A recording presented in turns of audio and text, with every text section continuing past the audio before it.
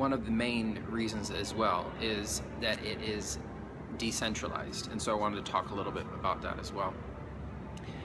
As we know from looking at nature and history, everything becomes old at some point.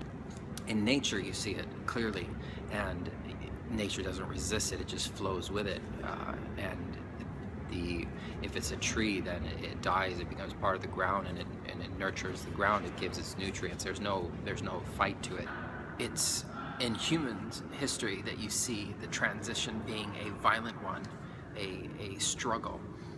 And that is because of human nature, to hold on to power, to hold on to what we have, and or the people who have it, they don't want to give it up. And the people who grow around that, the industries and the companies and the kogaishas, the little businesses that grow up around that institution, they fight for their source of income.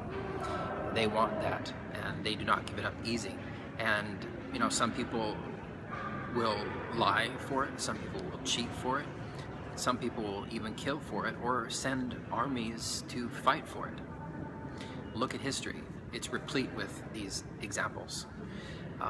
I say we're in the exact same position right now. The people in power, these institutions that maybe they were set up, at the time that they were set up, they were useful and they were needed, although I can't say all of them. But their time is done. They're no longer viable, they're no longer needed, and they've become a drag and a negative on society, leeching off of the productive elements of society. And the natural cycle is that they are going to die, they're going to change. It's just a transition that's going to be a little bit difficult.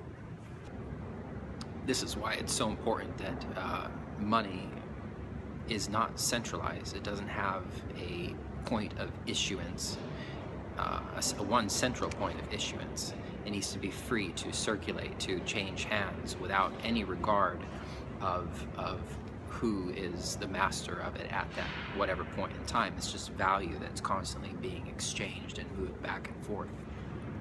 I saw a Russell Brand video, and he's talking about the need for more a different kind of government where you tax the corporations more and you do X, Y, and Z, and my point to that is that you're not going to find angels in mankind. You're not going to find these humans that will have purely sincere, unselfish motives.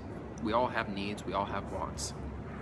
And being human, it's part of being human, and it's going to come into play when you have to make decisions. So I say it's got to be decentralized. There's just no other way for it to be fair and be uncorrupted.